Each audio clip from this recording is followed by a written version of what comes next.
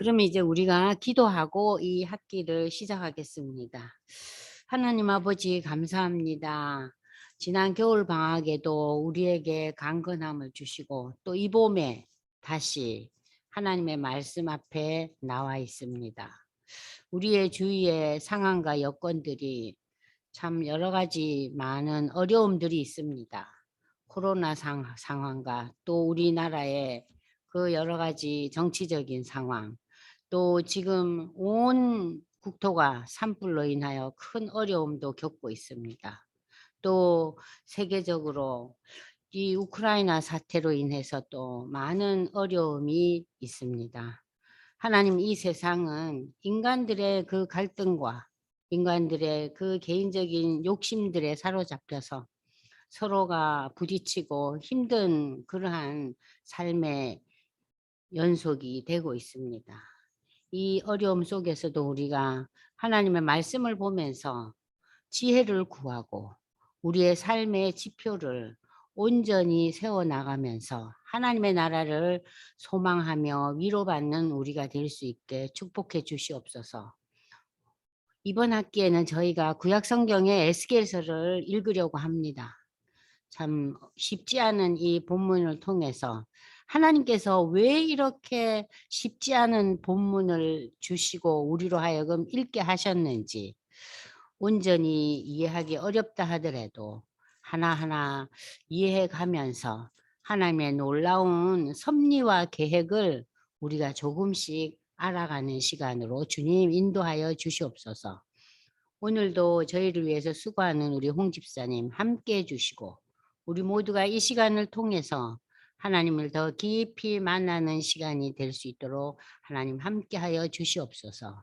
예수님의 이름으로 감사기도 드리옵나이다. 아멘. 자, 여러분들 이제 에스겔서 제가 프린트를 교회에 나오시면 프린트 준비가 다 돼 있으니까 여러분들이 이제 보시면 이제 찾아가시면 되는데요.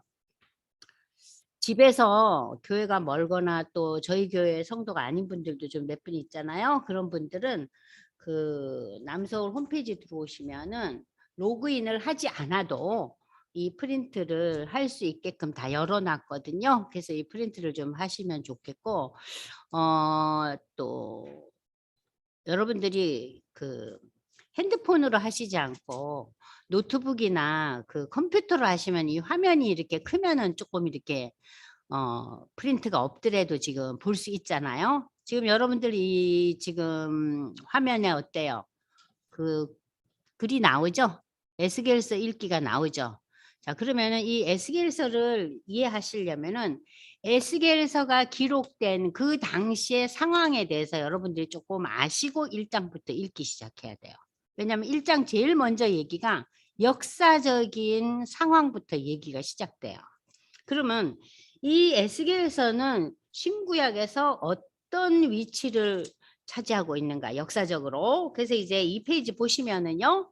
신구약 전체의 흐름을 여러분들이 잠깐 보세요. 그러면 구약은 우리가 이제 아시다시피 창세기부터 시작하잖아요. 그러면 창세기 여러분이 잘 아시는 창조, 다락, 노아 홍수, 바벨탑 사건이 창세기 1장에서부터 11장까지 나오죠.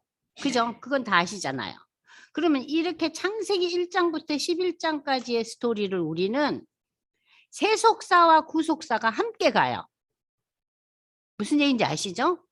그러니까 인간의 처음에 그 역사, 하나님이 인간을 만드시고 그리고 인간이 어떻게 하나님 앞에 죄악에 빠지는가, 그것이 이제 1장에서 창세기 1장에서부터 11장까지는 세속의 역사와 구속의 역사가 함께 갑니다. 그런데 창세기 12장부터 이제 세속의 역사는 내려지고 구속의 역사에 초점을 맞춰서 구약 성경이 전개돼요. 그래서 창세기 12장 어떤 인물이 등장하죠? 아브라함을 하나님이 부르시잖아요. 그죠? 아브라함을 부르시는 사건, 창세기 12장부터 성경은 구속의 역사, 구속사로 시작됩니다. 자, 이 시기를 여러분들한테 제가 누누이 얘기했잖아요. 아주 정확한 연대기라고는 할 수 없지만 그냥 대충 짐작해서 BC 2090년을 우리는 하나님께서 아브라함을 부르시는 연대기로 잡고 있어요. 그러니까는 하나님이 아브라함을 부르시는 것이 지금부터 몇 년 전 일입니까? 3100년 전 일이에요. 홍지수님 아시겠죠? 그러니까 그야말로 롱롱어고는 아니에요. 예? 3100년 전 얘기예요.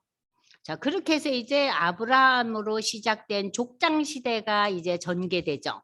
아브라함과 그 아들, 외아들 이삭 아시죠? 그리고 야곱과 야곱의 12아들들. 이렇게 하면서 이제 그 하나님의 택한 백성의 역사가 전개돼요. 이 창세기에서. 그리고 이제 저들이 이제 애굽으로 이주하면서 그 애굽에 누가 내려가 있었죠? 미리 요셉이 가 있었잖아요. 그죠? 뭐 예수 안 믿는 분들도 요셉 스토리는 조금씩 다 알잖아요. 그죠? 바로 왕시대. 자, 그렇게 해서 이 이스라엘의 역사는 애굽으로 이주하면서 저들이 어떤 상황에 빠집니까? 노예 상태에 빠져요. 하나님의 선택된 백성들이 아주 멋지게 나름대로 권세를 누리는 삶이 아니라 어떤 인생을 살았어요? 종의 신세로 사는 거예요. 자, 그리고 난 뒤에 이제 하나님께서 여러분 출애굽 아시죠? 모세를 통해서 출애굽을 시키면서 하나님의 특별한 다스림을 이스라엘 백성들에게 구체적으로 보여주는 시대가 출애굽 시대. 그죠? 그리고 이제 그 40년 출애굽 시대를 거치면서 이제 모세를 이어서 여호수아가 등장하잖아요. 그죠? 자, 그리고 난 뒤에 이제 여호수아가 세상을 떠나고 난 뒤에 일어난 시대가 사사시대죠. 그죠? 사사시대가 340년 동안 지속됩니다. 그러면 종살이 했던 430년, 사사시대 340년, 이 시대까지 이스라엘에는 왕이 없었어요. 그죠? 하나님의 특별한 지도자 아래서 이 나라가 이렇게 계속돼 온 거예요. 그러니까 이 사사시대에도 저들이 가나안으로 들어갔지만 상당히 힘든 세월을 보낸 거예요. 그러면서 마지막 사사가 여러분이 잘 아시는 사무엘이에요. 그럼 이 사무엘 시대 때 이스라엘의 장로들과 백성들이 뭘 요구합니까? 우리도 이웃처럼 왕을 달라 해서 이제 왕정이 시작되는 거예요. 그래서 첫 번째 왕이 사울이죠. 그리고 다윗, 솔로몬. 그래서 이 세 사람의 시대를 우리는 세 왕의 시대라고 해요. 세 왕의 스토리가 나오죠. 사울과 다윗과 솔로몬이 한결같이 40년씩 치리합니다. 이렇게 해서 이스라엘은 신정 시대를 이제 내려놓고 왕정 시대가 된 거예요. 그러니까 사실 하나님께서 기뻐하는 시대가 아니에요. 그래서 이 왕정 시대는 결국 어떤 결론을 맺죠? 멸망해요. 그죠? 멸망하잖아요. 자, 그러면 이제 솔로몬에 이어서 이제 이 왕국은 분열의 시대가 오죠. 솔로몬의 제약으로 인해서. 여러분들 아시잖아요. 응? 솔로몬의 제약으로 인해서 이 이스라엘 나라는 분열되면서 솔로몬의 신하였던 여로보암이 북이스라엘 왕국을 세우고 솔로몬의 아들 르호보암을 통해서 남유다는 계속해서 이제 이어나갑니다. 그래서 이 이스라엘 나라는 북왕국과 남왕국으로 분열돼요. 그럼 북왕국은 BC 722년에 아수르에 멸망하고 남유다는 여러분이 잘 아시다시피 바벨론 제국에게 BC 586년에 멸망하면서 우리에게 뭘 가르쳐 줍니까? 왕정이 계속 이어지질 못했어요. 이 왕정이 멸망해요. 자, 그러면서 저들은 바벨론에 단순히 멸망할 뿐만 아니라 바벨론의 그 포로가 돼요. 그럼 자 보세요. 자, 애굽 시대. 그죠? 430년. 사사시대 340년. 그리고 왕정시대의 그 혼란기와 여러 시대를 거쳐서 결국 이 하나님의 택한 백성인 이 유대 나라는 또다시 포로 시대가 시작되는 거예요. 그럼 상식적으로 우리는 어떤 생각을 합니까? 이야, 하나님이 택한 백성이 별 수도 없네. 아, 멋지게 세계를 제패하고 살아야 되는데 홍 집사님 어때요? 이렇게 어려움을 겪고 사는 거예요. 그 우리가 평소에 그러잖아. 뭐 신앙도 좋고 사람도 괜찮은데 완전히 일도 안 되고 어려움에 빠져서 저렇게 힘들게 사는지 모르겠다. 하나님의 백성 이코로 형통한 삶은 아니에요. 그리고 우리가 이 땅에 사는 삶은 굉장히 한시적이에요. 여러분 요즘 100세 시대라 그래봐야 100년 살잖아요. 그리고 50년에서 100년 사는데 이 삶에 우리가 얼마나 우리의 인생 모든 걸 걸고 살죠. 누구는 괜찮게 사네, 누구는 못 사네, 누구는 어렵네, 누구는 성공했네, 실패했네 하면서 우리가 살아가고 있잖아요. 그러나 우리의 정말 성공은 이 땅에서 누리는 삶이 성공이 아니라 하나님을 아는 삶이 성공의 첫 번째 조건이고, 두 번째는 뭐예요? 하나님을 알면서 앞으로 다가올 하나님 나라를 준비하는 삶이 성공의 삶이에요. 그러니까 우리는 성공의 삶을 두 가지로 요약해서 생각할 수 있어요. 첫 번째는 뭐라고요?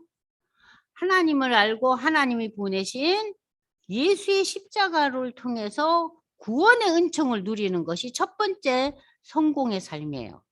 두 번째는 뭐예요? 그 십자가의 대속의 죽음을 고백하고 내가 하나님의 자녀 되고, 그러고 난 뒤에 이 땅에 살면서 우리가 무엇에다 소망을 둡니까?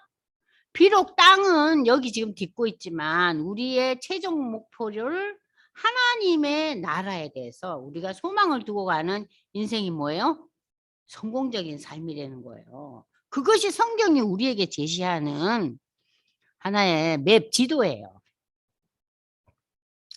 자, 그런데 지금 보니까 이 유대 나라가 지금 엄청 고난을 겪잖아요. 그래서 이 바벨론 포로 시대에 있어서 여러분들 이 프린트를 보시면은요, 처음에 이제 이 유대 남유다 왕국의 그 마지막 왕이라고 할 수 있는 왕이 사실은 요시야예요. 이 요시야의 아들들이 멸망기의 왕위를 이제 번갈아 가면서 이어갑니다. 그래서 이걸 여러분들이 조금 보시면 좋겠어요.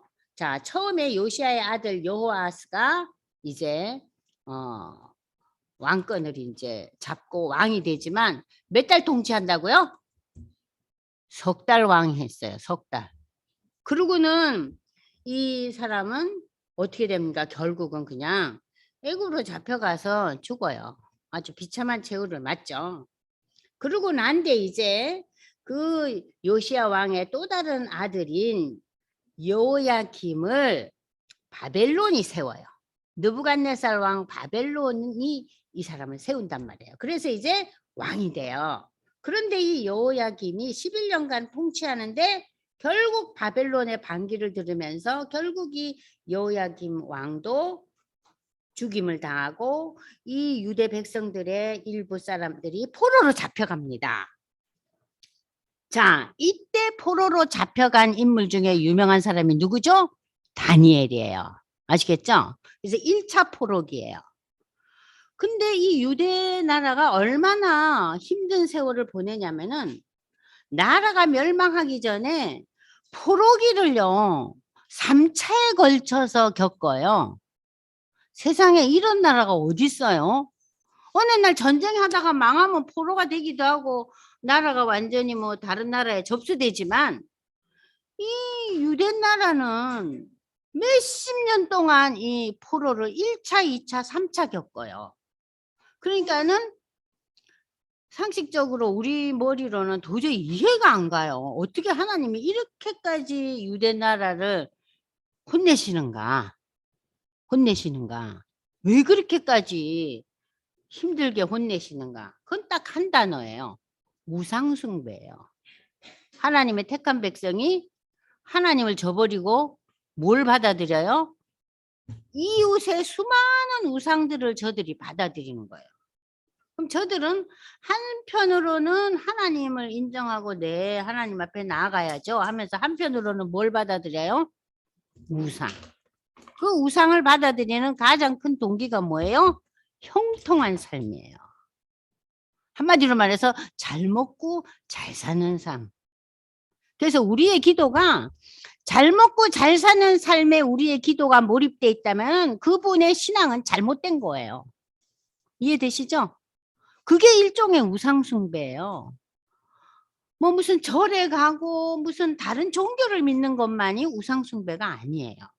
근데 아무튼 이 유대 나라는 한편으로는 하나님을 섬기고 한편으로는 자신이 우상을 바라보면서 재물을 섬기고 명예를 섬기고 권력을 섬기는 그러한 상황 속에서 하나님께서 이렇게 3차 포로라는 엄청난 고통의 세월을 겪습니다. 그래서 이제 이 1차 포로기에 다니엘 선지자가 잡혀가고 이 여호와김 왕은 죽고 그 여호와김 아들이 여호야긴이에요. 그러면 이 아들은 어땠나? 3개월밖에 통치를 못해요. 그리고 이제 마지막 이제 그 멸망 당시의 왕이 여러분이 좀 그래도 익숙한 시드기야 왕이에요. 그러니까는 마지막 왕이에요. 그래서 이 시드기야 왕이 11년간 통치를 하면서 또 결국 바벨론의 느부갓네살에 의해서 이때는 완전 멸망. 그래서 성전이 불타고, 그죠? 성전 기명들을 느부갓네살이 다 가지고 가요. 바벨론에. 예? 그래서 여기서 여러분들이 이 본문을 한번 잘 머리에 새기면서 그러면 에스겔은 어느 시대 사람인가? 2차 포로기 여호야긴. 그러니까는 여호야김 아들의 여호야긴이라는 이 왕정 시대 때 이제 완전히 또 나라가 엎어지면서 일부 사람들이 사로잡혀 가요. 바벨론에 2차로. 2차 잡혀간 포로 중에 한 사람이 누구라고요? 에스겔이에요.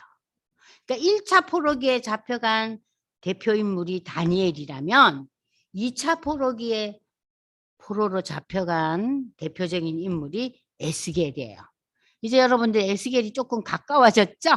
그죠? 그리고 3차 포로기에는 완전 멸망이에요. 완전. 그러니까 3차 포로기에는 유대 나라에 뛰어난 인물들은 또 소위 말하는 그 로얄 패밀리라 그러죠? 그런 인물들은 다 잡혀갔어요. 바벨론에. 그리고 이제 나라는 완전히 멸망당하는 거예요. 그래서 이 부분을 저희가 잠깐 성경을 한번 보려고 합니다.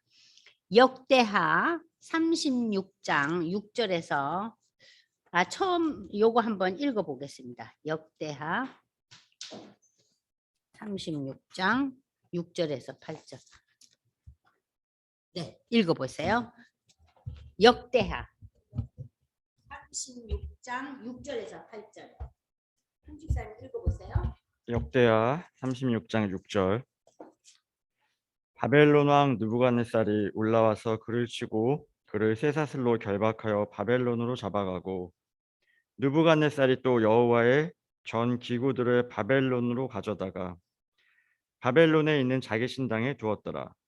여호와김의 남은 사적과 그가 행한 모든 가증한 일과 그에게 발견된 악행이 이스라엘과 유다 열왕기에 기록되니라. 그의 아들 여호야긴이 대신하여 왕이 되니라. 네. 그래서 이제 요시야의 그 왕의 손잡벌이죠. 여호야긴은 드디어 이제 왕이 됐는데 이 여호야긴 역시 하나님 앞에 악을 행하는 이 왕들의 모든 특징이 여러분들이 성경을 보시면 아시겠지만 이 성경 기자가 어떻게 표현하고 있어요?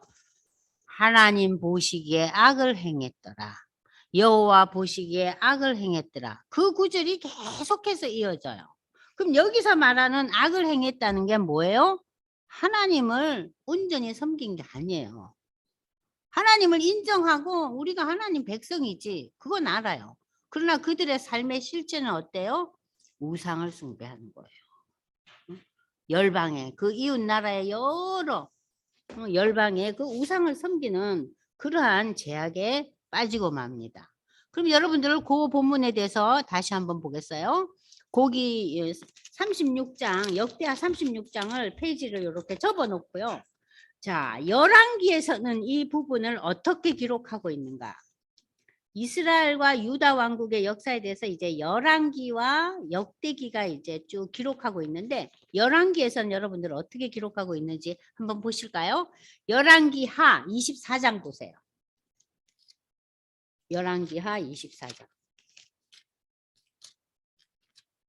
찾으셨어요? 네, 열왕기하 24장 12절에서 17절 홍 집사님 읽어보세요. 열왕기하 24장 12절. 유다의 왕 여호야긴이 그의 어머니와 신복과 지도자들과 내시들과 함께 바벨론 왕에게 나아가매 왕이 잡으니 때는 바벨론의 왕 8째 해이라. 그가 여호와의 성전과 모든 보물과 왕궁 보물을 집어내고 또 이스라엘의 왕 솔로몬이 만든 것 곧 여호와의 성전의 금그릇을 다 파괴하였으니 여호와의 말씀과 같이 되었더라. 그가 또 예루살렘의 모든 백성과 모든 지도자와 모든 용사 만명과 모든 장인과 대장장이를 사로잡아 가매 비천한 자 외에는 그 땅에 남은 자가 없었더라. 그가 여호와 야긴을 바벨론으로 사로잡아 가고 왕의 어머니와 왕의 아내들과 내시들과 나라의 권세 있는 자도 예루살렘에서 바벨론으로 사로잡아 가고 또 용사 7,000명과 장인과 대장장이 1,000명 곧 용감하여 싸움을 할 만한 모든 자들을 바벨론 왕이 바벨론으로 사로잡아 가고 바벨론 왕이 또 여호야긴의 숙부 mat단이아를 대신하여 왕으로 삼고 그의 이름을 고쳐 시드기야라 하였더라. 네. 2차 포로기. 자, 여호야긴 왕을 잡아가고 모든 그 유대 나라의 그야말로 기술자들, 이름 있는 자들을 다 사로잡아가요. 2차 시기에. 그러면 이 시기에 누가 잡혀갔어요? 제사장 에스겔이 잡혀간 거예요. 이해되세요? 그러니까 에스겔은 2차 포로기에 잡혀간 사람이에요. 자, 그리고 이제 3차 포로기가 여기 지금 우리가 성경에서 읽었잖아요. 이제 바벨론의 왕의 그 왕, 느부갓네살 왕이 누구를 왕으로 세워요? 시드기야를 왕으로 세워요. 그런데 이 시드기야가 11년 유대 나라를 통치하면서 바벨론을 그야말로 거부해요. 응? 여기에서 이제 이 바벨론 왕 느부갓네살이 격분하는 거죠. 그래서 이 나라를 완전히 정복하는 거예요. 그래서 결국 유대 나라는 BC 586년 바벨론에 멸망합니다. 그럼 하나님께서는 이 유대 왕국을 멸망으로 끝을 내느냐? 그렇지는 않아요. 자, 멸망으로 끝내지 않는 스토리가 아까 우리가 접어놓으라 그랬죠, 제가. 네? 역대기 접어놓으라 그랬잖아요. 역대기 36장 22절로 23절. 역대기. 자, 여러분들 여기 잘 읽으려면은 원래 이제 제가 여러분들 집에 가셔서는 쭉 이제 이 36장을 다 읽으시면은 이해가 되는데 우리 오늘은 시간이 없으니까 22절, 23절 홍 집사님 읽어보세요. 역대하 36장 22절. 바사의 고레스 왕 원년에 여호와께서 예레미야의 입으로 하신 말씀을 이루시려고 여호와께서 바사의 고레스 왕의 마음을 감동시키심에 그가 온 나라에 공포도 하고 조서도 내려 이르되 바사 왕 고레스가 이같이 말하노니 하늘의 신 여호와께서 세상 만국을 내게 주셨고 나에게 명령하여 유다 예루살렘의 성전을 건축하라 하셨나니 너희 중에 그의 백성된 자는 다 올라갈지어다. 너희 하나님 여호와께서 함께 하시기를 원하노라 하였더라. 네. 자, 바벨론의 멸망 이후에 세계를 제패한 나라가 바사 왕국이잖아요. 근데 바사 왕국의 고레스 왕 원년에 하나님의 섭리와 다스림 가운데서 이 고레스 왕이 마음에 감동을 일으켜 가지고 고레스 왕이 이 예루살렘에 이 바벨론 포로를 다 내려 보내주고 가가지고 성전을 건축하라고 온갖 거를 다 싸줘요. 자, 이것이 포로들에게 일어날 수 없는 일이잖아요. 지금 바사 나라의 고레스 왕과 유대의 바벨론 포로로 사로잡혀 간 사람들은 아무런 인척 관계도 아니고 아무런 관계가 없는 사람이에요. 근데 하나님께서 어떻게 이것을 결론 내셨어요? 왕의 마음에 성령의 감동을 주셔서 저들로 고국으로 다시 돌아가게 하고 예루살렘 그 성전이 완전히 해파당한 성전을 새롭게 건축할 수 있게끔 이 고레스 왕을 세우신 거예요. 여러분들이 이사야서 공부할 때 배웠잖아요. 그죠? 그 얘기가 우리가 지금 읽은 역대하 그 다음이 성경에서는 에스라서예요. 에스라서 1장 1절에서 4절까지 보면 요 얘기가 똑같이 나와요. 아시겠어요? 그러면서 이제 이 포로 귀환이 시작되는 거예요. 그래서 이 포로 귀환도 1차, 2차, 3차에 걸쳐서 이루어집니다. 여러분들 여기 지금 프린트 보시죠? 그래서 포로 귀환 시대 성전을 재건하고 또 2차 포로 귀환은 예스라를 통해서 하나님의 말씀으로 돌아가고 기도하는 그러한 새로운 시대가 열리고 3차 포로 귀환 시대는 여러분이 잘 아시는 유대 지도자 중에 또 유명한 사람 있죠. 느헤미야. 그죠? 느헤미야를 통해서 예루살렘 성벽이 다시 수축되는 그래서 이 포로 귀환 시대도 1차, 2차, 3차 시대로 끝나요. 그러나 유대 나라는 왕이 다시 즉위하는 나라가 되지는 못했어요. 아시겠어요? 백성들이 자기 땅으로 돌아와서 살기는 했지만 세계 열강들의 제패로 거기에 항상 휩쓸려 살았어요. 그러니까 헬라가 세계를 제패하면 헬라의 영역 속에서, 로마가 제패하면 로마의 영역 속에서. 네? 그렇게 살다가 유대 나라가 유대의 나라로 이스라엘이라는 나라로 독립국가로 된 거는 1948년 5월이라는 거예요. 그러면 유대 나라는 수천 년 동안은 어떻게 살았어요? 왕이 없었어요. 그러나 여러분이 왕이 없었네, 지도자가 없었네. 그것은 무엇을 상징하느냐? 유대의 지도자와 유대의 왕은 하나님이시라는 것을 역사적으로 증명한 거예요. 이해되시죠? 네? 그래서 이 유대의 역사는 일반 우리 보통 세계 나라의 역사하고 아주 달라요. 아주 독특하죠. 그리고는 신구약 중간 시대에 대해서는 별 얘기가 없어요. 메시아에 대한 얘기나 이 뭐 특별한 얘기가 없고 400년이 지나면서 예수님이 오세요. 그리고 예수님이 오시기 전에 오신 분이 누구죠? 세례 요한이잖아요. 그죠? 세례 요한 그리고 예수님이 오시고 예수님의 그 스토리가 마태, 마가, 누가, 요한 그리고 사도들의 이야기들이 사도행전이죠. 그리고 이제 등장하는 인물이 누구예요? 바울이에요. 바울을 통해서 세계 선교의 밑거름이 이루어지잖아요. 그래서 그 세계 선교의 밑거름을 일으키는 교회가 무슨 교회라 그랬죠? 안디옥 교회라 그랬잖아요. 그죠? 안디옥 교회. 그래서 이 안디옥 교회에 파송을 받고 바울과 바나바와 실라와 이 모든 사람들이 신약 성경은 무슨 얘기가 나와요? 선교 현장에 대한 얘기가 사도행전에 쫙 펼쳐지고 사도행전 맨 마지막에 우리 지난 학기에 읽었던 로마에 이제 이 바울이 가잖아요. 그죠? 잡혀가잖아요. 근데 바울은 로마에 잡혀가기 전에 고린도에서 선교 활동을 할 때 로마서를 쓰잖아요. 그래서 로마 성도들에게 구원에 대해서 가르치기 위해서 로마서 썼다고 제가 지난 학기 때 로마서 공부할 때 얘기했죠? 기억나시죠? 그래서 이 로마서를 기록한 이 바울이 결국은 로마에 제수의 신분으로 가는 거예요. 잡혀가는데 왜 제수의 신분으로 로마에 잡혀가죠? 바울은 로마의 시민권을 가진 자였기 때문에 로마의 재판을 받아야 되는 거예요. 그래서 로마에 가는 거예요.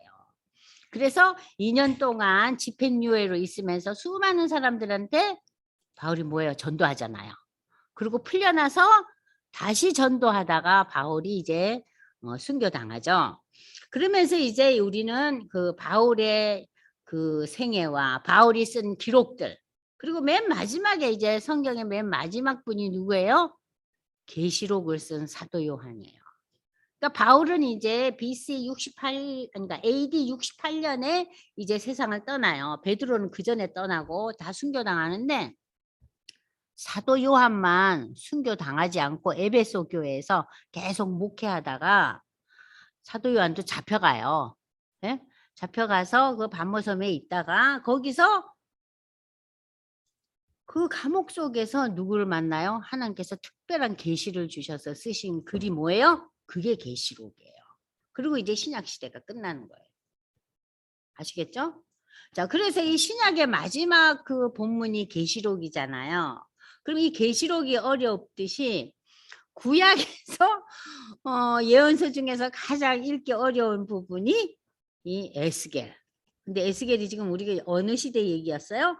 2차 포로기한 시대. 2차 포로기 시대 때 포로로 잡혀갔다. 그것이 이제 에스겔서 1장에 딱 나와요. 1장 1절에. 아시겠어요? 자, 그러면 여러분들이 이제 페이지 3페이지 넘어오세요. 기본적인 역사를 이제 보셨어요. 그러면 에스겔 시대의 통치자들과 선지자들 보세요.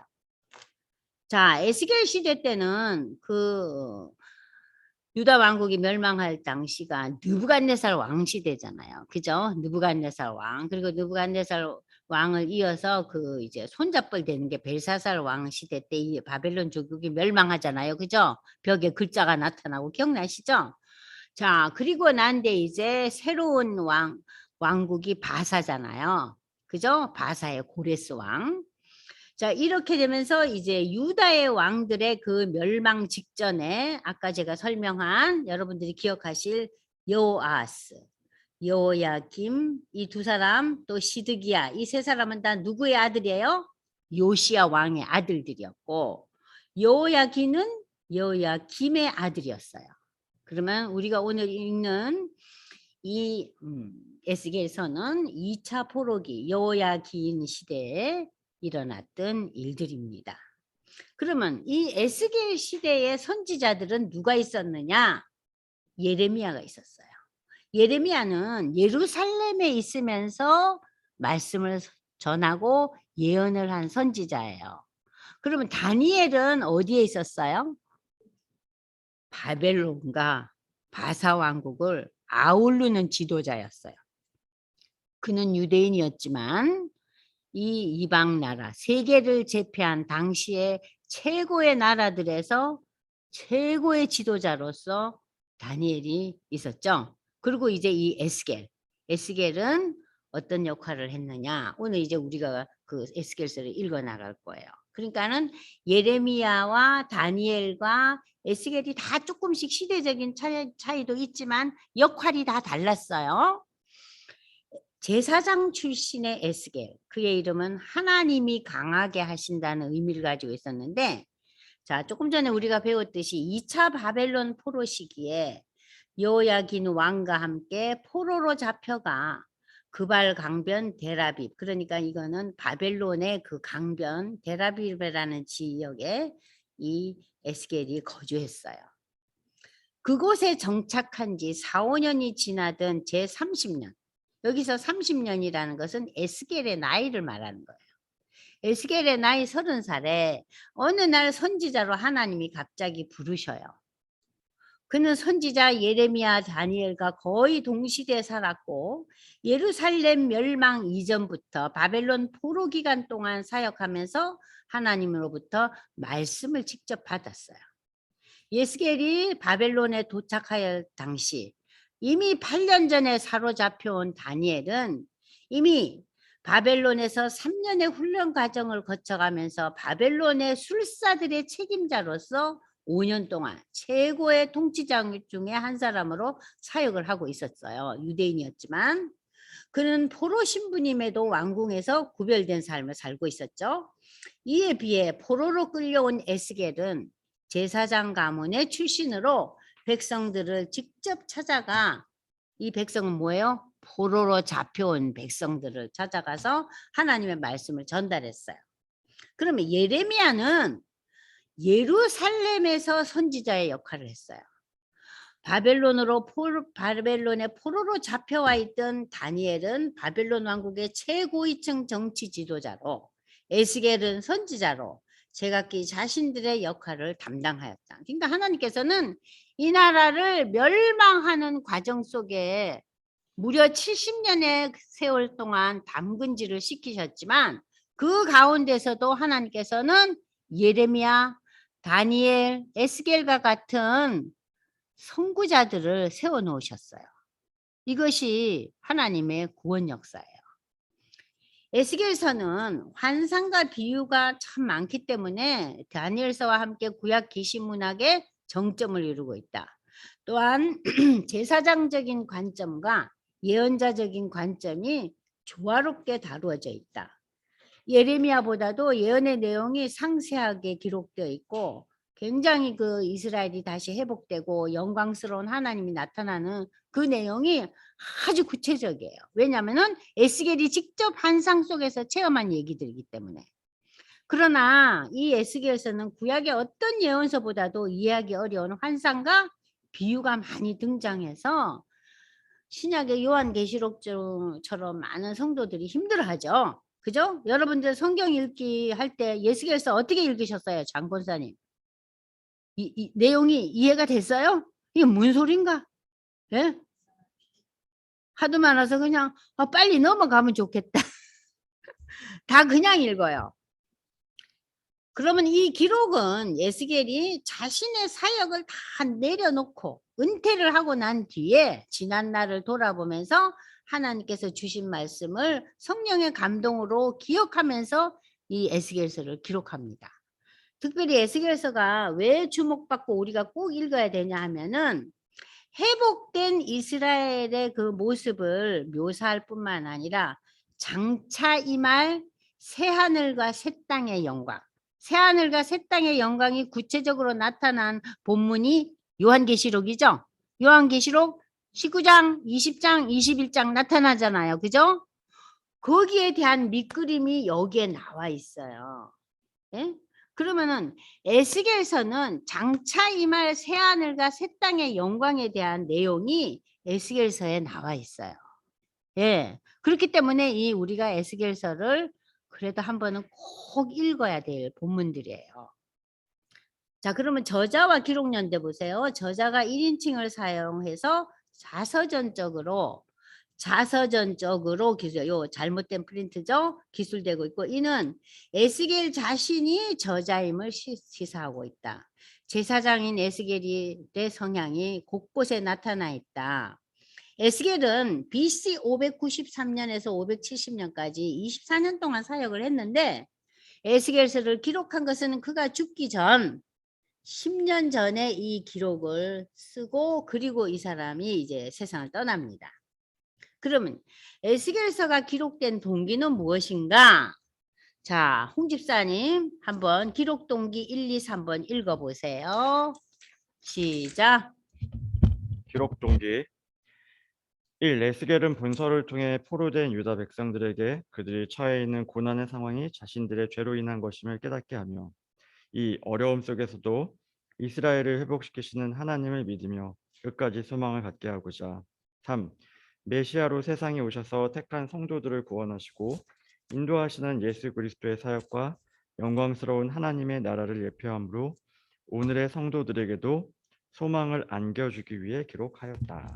네, 그렇기 때문에 이 에스겔서는 그 당시 유대 민족에게 소망을 심겨줄 뿐만 아니라 자, 수천 년의 역사가 흐르고 난 오늘날 우리에게도 무엇을 우리에게 소망을 줍니까?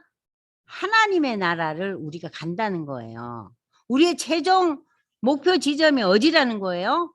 우리는 이 땅의 삶은 아주 한시적이라는 거예요.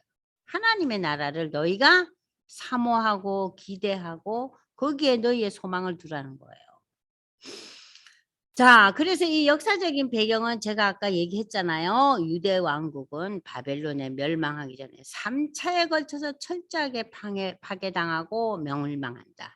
1차 포로기, 2차 포로기, 3차 포로기. 에스겔 1장 1절에 제30년 4월 5일이란 에스겔의 나이 30세. 레위 사람들은 성전 봉사를 30대부터 시작해요. 그러니까는 어른 됐다 하는 게 몇 살이에요? 30살이 돼야 일을 시키는 거예요. 여호와긴 왕이 사로잡혀간 지 2차 사로잡혀간 그 바벨론 포로기에서 5년이 지난 어느 날 하나님의 말씀이 에스겔에 임하는 거예요. 이렇게 에스겔서가 시작되는 거예요. 그러니까 2차 포로가 시작되고 난 5년에 에스겔의 나이 30살에. 그러니까 에스겔은 25살에 잡혀왔나 봐요. 그죠? 그죠? 그러면서 이제 이 에스겔서가 시작됩니다. 그러면 이 에스겔서는 어떠한 내용의 흐름을 갖고 있는가? 처음 1, 2, 3장은 하나님이 에스겔을 부르세요. 환상을 보여주시면서 부르세요. 그러니까 이 1, 2, 3장은 에스겔의 소명이에요. 자, 이 두 번째 파트는 뭐냐? 4장에서 32장까지는 에스겔이 유다에 대한 하나님의 심판과 열방에 대한 심판을 예언하고 있어요. 그 심판 예언이에요. 그러니까 유다는 어찌 될 거고 열방은 어찌 될 거고 심판을 예언하고 있어요. 그러니까 심판이란 단어가 나오니까 우리는 좀 두렵죠. 그죠? 심판이라는 내 초점을 맞추고 있고 그 다음에 이제 33장부터 48장까지는 이스라엘의 회복과 성전 재건, 진정한 예배의 회복, 미래, 새하늘과 새 땅에 대한 예언이 나오고 있어요. 그래서 이 챕터 3에 가서는 그야말로 그 예수의 오심, 예수의 재림까지를 다 아우르고 있는 내용을 갖고 있어요. 이 챕터 3에 가서. 그러니까는 1, 2, 3 그러니까 챕터 1, 2, 3을 여러분들이 구별할 수 있겠죠? 에스겔의 소명, 하나님의 심판에 대한 예언, 하나님의 회복. 이제 여러분들 에스겔서의 기본적인 흐름을 이제 다 아셨죠? 근데 그 흐름을 여러분들이 도표를 한번 보세요. 도표를 보시면 훨씬 쉬워요. 자, 이 소명에서 가장 중요한 내용은요. 도표 맨 위에 보면은 하나님의 영광이 나타나요. 그러니까 에스겔이 소명을 갖게 하면서 하나님이 영광 가운데 나타나세요. 불 가운데 나타나세요. 그러니까는 에스겔이 꼼짝달싹을 못하는 거예요. 모세가 호렙산에서 뭘 만나요? 불꽃 가운데 계신 하나님의 음성을 듣죠? 여러분들 기억하시죠? 출애굽기에서. 자, 여기 에스겔도 하나님의 영광, 불 가운데 임하신 하나님의 영광을 경험하는 거예요.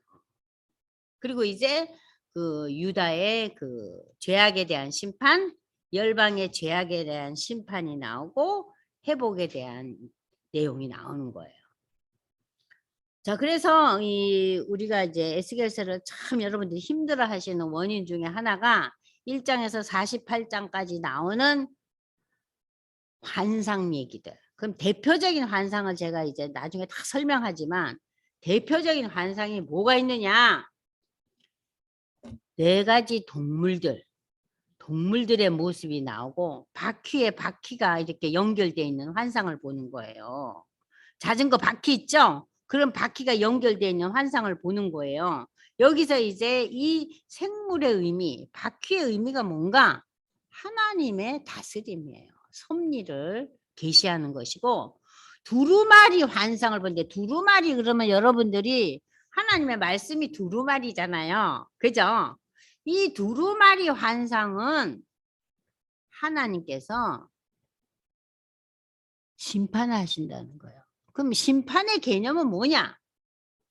너무 마음 아프고 힘든 애가와 애곡과 재앙의 글이에요. 그러니까 두려운 내용들이죠. 이 두루마리 심판에 대한 내용. 그러면 이제 하나님의 영광이 나타나는 때 이 하나님의 영광 가운데서 에스겔은 말씀을 받지만 에스겔이요 벙어리가 돼요. 아니 하나님의 영광을 경험했는데 벙어리 된 사람 여러분들 저기 요한복음에 누가 있죠? 요한복음이 아니고 누가복음에 나오죠? 누가 있어요? 세례 요한의 아버지가 그죠? 입을 다물잖아요. 그죠? 어떤 아들이 태어나느냐에 대해서 입을 다물게 하잖아요. 그죠? 그러니까 하나님께서는 어떤 일정한 기간, 특별한 그 역사에 대해서 인간의 입을 멈추게 해요. 그래서 여기서 이 에스겔이 벙어리가 돼요. 아이고 진짜 너무 어려움을 많이 겪어요. 벙어리 되는 뿐만 아니라 여러분들 이제 읽어보시면 알아요. 아이고 하나님의 선지자가 안 되는 게 얼마나 편한 건가. 엄청난 고난을 겪어요. 이 에스겔이. 그리고 이제 예루살렘에 대한 이제 환상이 나타나는 거예요. 그러니까는 이 성전에서 하나님이 떠나고 성전에 다시 하나님이 나타나고 이런 걸 에스겔이 또 보는 거예요. 그럼 성전을 떠난다는 거는 뭐예요? 하나님이 유대 백성에게서 안녕하고 가시는 거예요. 이 유대 나라의 모든 것은 어디에 초점을 두고 있어요? 성전이잖아요. 근데 그 성전을 하나님이 떠나는 환상을 보고 에스겔이 또 그 성전에 다시 하나님이 돌아오시는 걸 봐요. 그게 회복이죠. 그죠? 그러고 난 뒤에 이제 요 다음은 여러분들이 좀 아실 거예요. 목사님들이 37장은 가끔 설교를 하시기 때문에 마른 뼈들이 움직이잖아요. 여러분들 뼈가 어떻게 움직여요? 뼈는 수천 년 지나면 뼈도 다 가루가 돼버리잖아요. 그죠? 이 마른 뼈가 다시 연결되고 살이 붙고 움직였다 그러죠. 이거 뭐예요? 하나님의 회복을 환상 가운데 보여주시는 거예요. 그래서 이 마른 뼈들의 환상은 최종적인 그 예언의 의미는 어디에 있어요? 부활이에요. 우리가 죽고 나면 뭐가 남아요? 뼈가 남고 나머지 또 이 뼈들도 세월이 지나면은 다 흙이 돼 버리잖아요. 그게 다시 돌아오는 거예요. 그래서 이 다시 돌아오는 우리가 어디에서 하나님과 영광 가운데서 만나요? 그게 새하늘과 새 땅 하나님의 나라 천국이잖아요. 그러니까 여러분들이 이 천국의 개념, 하나님의 나라, 새하늘과 새 땅 다 똑같은 단어예요. 그죠? 그럼 우리가 죽고 난 뒤에 우리는 어디로 가나? 아이고 우리 어머니 천국 가셨어. 우리 그렇게 얘기하잖아요. 근데 엄밀히 말하면은 천국 가운데서도 완성된 천국에 가신 거는 아니죠. 그죠? 아직 새하늘과 새 땅이 안 왔기 때문에. 그러면 그 천국은 어디예요? 예수님이 십자가에 못 박혀 달려 돌아가시기 직전에 한 강도에게 뭐라 그러죠? 네가 오늘 나와 함께 어디에 있으리라? 낙원에 있으리라 그랬어요. 그러니까 모든 성도는 지금 어디에 있어요? 낙원에 있어요. 낙원에 있다가 예수님이 재림했을 때 우리가 어디로 들어가요? 진정한 천국, 하나님의 나라, 새하늘과 새 땅에 들어가니까 요한계시록에 뭐가 나옵니까? 거기에 막 물소리가 나고 밑에는 뭐 금으로 되어 있고 온갖 보석이 있고 그 얘기 나오죠. 하나님의 나라. 그러니까 지금 우리가 이 세상을 떠나고 가는 데는 낙원이에요. 천국에 그러니까는 그 들어갈 사람들이 미리 가 있는 데예요. 그러면은 천국에 못 들어가고 낙원에 못 들어가는 사람들은 어디에 가 있냐? 그게 음부예요. 아시겠죠? 이제 음부와 낙원 구별하셨죠? 그러고 난 뒤에 완전한 심판이 끝나고 난 뒤에 믿음이 없는 자들은 지옥을 가고 믿음의 신앙 고백이 있는 자들은 어디로 갑니까? 하나님 나라에. 그러니까 이걸 늘 우리가 머릿속에 마음속에 담고 있으면은 예수 안 믿는 우리 가족이 있거나 친지가 있으면 어떻겠어요? 마음이 괴롭죠. 그죠? 괴롭죠. 그래서 전도가 절로 되는 거예요. 그래서 이 마른 뼈들의 환상이 이제 온전한 회복을 계시하는 거예요. 그 다음에 이제 맨 마지막에 이 에스겔서의 40장에서 48장까지는 새로운 성전에 대한 환상이 나오는데 뭐는 몇 큐빗이고 뭐는 몇 미터고 어떻게 해서 성전을 짓고 그냥 자세하게 나와서 우리를 굉장히 지루하게 만들어요. 아니 이 얘기를 왜 썼대? 그러니까 이 에스겔이 40장에서 48장에 나오는 그 성전에 대한 이야기는 실존한 성전이 아니죠. 에스겔 지 혼자만 본 성전이에요. 그죠? 근데 하나님께서 왜 이 성전을 보이셨는가? 자, 이 성전에 대한 환상을 보여주시면서 그 성전을 가리키면서 맨 마지막에 이 에스겔이 내가 거기 있겠다는 거예요. 그래서 이 성전에 대한 설명도 제가 나중에 할 거예요. 결국 성전은 예수님이 오시고 예수님이 성전이라 그랬잖아요. 그리고 계시록에 보면은 이 성전은 누구냐? 믿는 자가 다 성전이라 그랬어요. 예수 믿으면 우리 안에 뭐 거예요? 성령이 거하는 너희가 성령의 전이라 그랬잖아요. 그죠? 그래서 이 에스겔의 그 마지막 본문들은 새하늘과 새 땅에 대한 계시예요. 그러니까 여러분들이 이 에스겔서를 잘 나중에 이해하게 되면요. 요한계시록과 연결해서 와, 하나님의 나라는 이런 거구나. 이렇게 역사는 완성되는구나 하는 것을 이제 알 수 있어요. 이해되셨죠? 네. 자, 그래서 이제 지금까지 제가 이제 에스겔서와 역사와 에스겔서의 그 기본적인 중요한 의미들만 지금까지 설명했어요. 좀 어떻게 이해가 되셨어요? 홍 집사님. 그래도 에스겔서 읽으려니까 겁만 나요? 자, 1장을 조금 읽고 우리가 아시겠습니다. 에스겔의 소명이 1, 2, 3장이라 그랬잖아요. 그러면 1장에서 에스겔이 네 생물의 환상을 보고 바퀴의 환상을 보고 하나님의 영광의 그 형상을 보는 내용이 지금 1장이에요. 그러니까 여러분들이 에스겔에서 1장을 딱 펴들면 벌써 그냥 아이고 머니나 이게 뭔 소리인가 하면서 뒷페이지가 넘어가질 않아요. 읽고 나는데 뭔 소리를 읽었는지 모르는 거예요. 자, 바벨론의 포로가 된 에스겔에게 하나님은 환상을 보여주심으로 택한 백성 이스라엘과 함께 계심을 깨닫게 하시고 에스겔로 하여금 먼저 네가 제대로 바로 서서 어떤 상황도 내 명령에 순종하라는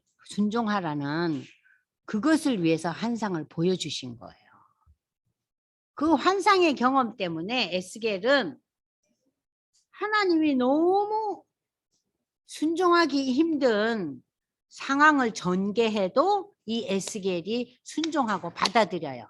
아시겠죠? 그러니까 이 1장이 얼마나 중요한 본문이에요. 에스겔이 1장의 환상을 경험하면서 자신이 해야 될 것이 뭔가 깜짝 놀라면서 이제 받아들이는 거예요. 자, 그러면은 이제 1장 여러분들 한번 펼쳐보세요. 드디어 이제 펼칩니다. 자, 그러면은 자, 1장 1절에서부터 지금 여러분들이 보시면 30째 해 넷째 달 초닷새 내가 그발강가 사로잡힌 자 중에 있을 때 무엇이 열렸어요? 요 하늘을 동그라미 쳐놓으세요. 하늘이 열렸대요. 그 우리가 하늘이 열렸다면 우리는 대개 뭘 얘기해요? 어머 구름이 거쳤네. 파란 하늘이 보이네 할 때 유건사님 우리 하늘이 열렸다 그러죠? 근데 여기선 그런 하늘이 아니에요. 하나님이 나타나셨다는 거예요. 하늘이 열렸다는 거. 열리면 무엇이 보였어요? 하나님의 모습이 보였어요. 자, 이때는 여호야긴 왕이 사로잡힌 지 5년째 내 나이 30살 되던 해에 일어난 일이다. 자, 성경은 왜 이런 역사적인 연대기를 구체적으로 쓰느냐? 이 환상이 실화라는 것을 강조하는 거예요. 몰라 언젠지는 모르겠지만 내가 이런 꿈을 꿨어 그러면은 사람들이 비몽사몽간에 제가 못 볼 걸 봤나 이래요. 여기서 지금 뭐라 그래요? 구체적인 역사적인 날짜를 제시하는 것은 지금 이 본 환상의 사건은 구체적인 역사의 한 사건이다. 갈대아 땅 그발 강가에서 여호와의 말씀이 부시의 아들 제사장 나 에스겔에 특별히 임하고 여호와의 권능이 내 위에 있으니라. 하나님의 그 모습이 있으면서 하나님의 권능이 내 위에 있다. 내가 보니 북쪽에서부터 폭풍과 큰 구름이 온다. 폭풍과 큰 구름은 뭐예요? 유다가 침공해서 멸망하는 그 멸망의 사인을 상징하는 거예요. 야, 그런데 이 나라는 멸망하는 사인인데 어머나 그 속에서 불이 번쩍번쩍하고 빛이 사방에 비치고 불 가운데 단새는 뭐예요? 새를요 풀무에 오랫동안 담그면 어떻게 됩니까 여러분들? 빨개지죠. 그런 쇳덩어리 시뻘건 게 나타나는 거예요. 번쩍번쩍하면서. 그 속에서 뭐이 나타납니까? 생물이 4개가 나타나는 거예요. 그들의 모양은 첫 번째 어때요? 사람의 형상이 나타나고 그들 그 형상이 좌우 앞뒤가 다 얼굴이 달라요. 자, 여러분들 내 얼굴 앞이 있고 뒤통수가 있고 옆이 있잖아요. 근데 앞은 사람이고 뒤는 독수리고 앞뒤가 다 모양이 다른 거예요. 4개가.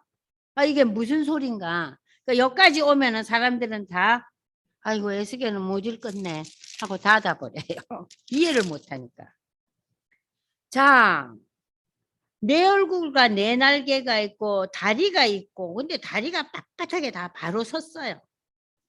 발바닥은 송아지 발바닥 같고 광냉 구리 같이 빈. 이 송아지 발바닥인 얘기를 왜 썼냐면 굽이 갈라져 있는 거죠. 굽 갈라져 있는 거. 그 사방 날개 밑에는 각각 사람의 손이 있고 내 생물의 얼굴과 날개가 이러니 날개는 서로 연결되어 있고 그들이 이렇게 앞으로 갈 때는 뒤로 돌아가지 않고 일제히 직행하는 거예요. 직행을 쫙 하는 거예요. 바로 가는 거예요. 그리고 그들의 얼굴을 딱 들이다 보니까 앞은 무슨 얼굴이에요? 사람 모습. 그리고 오른쪽은 사자, 왼쪽은 소, 뒷모습은 독수리예요. 이게 아주 의미를 상징하고 있는 거예요. 근데 여러분들 여기서 우리가 읽는 복음서 있죠. 복음서가 마태복음 있죠. 마가복음 있죠. 누가복음 있죠. 요한복음 있죠. 이 4 복음서를 상징하는 것이 뭐가 있냐? 좀 이따 얘기할게요. 요 4개가 다 복음서를 상징하고 있어요. 그 얼굴은 그러고 날개는 들어서 펴서 자기 둘씩 연하였고 날개 둘은 몸을 가렸다. 여러분들 윗사람 앞에 갈 때 어떻게 해요? 손을 모으고 이러고 내 뒤를 안 보이잖아요. 우리 옛날 사극 보면요. 요렇게 하고 뒤로 걸어가죠. 이게 뭐예요? 하나님 앞에 전능하신 거룩하신 하나님 앞에 다 이렇게 하고 있는 거예요. 영이 어떤 쪽 영이라는 건 여기서 성령을 얘기할 거야. 하나님의 영이 이쪽으로 가면 이 생물도 그쪽으로 가고 그 하나님 영이 저쪽으로 가면 그쪽으로 가고 이게 뭐예요?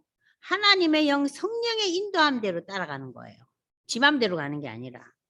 또 생물들의 모양은 타는 숯불과 햇불 모양 같은데 그 불이 그 생물 사이에서 오르락 내리락 하며 그 불은 광채가 있고 그 가운데 번개가 일고 그 생물들은 번개 모양 같이 왕래하더래요. 이 번개 모양 같이 왕래한다는 것은요.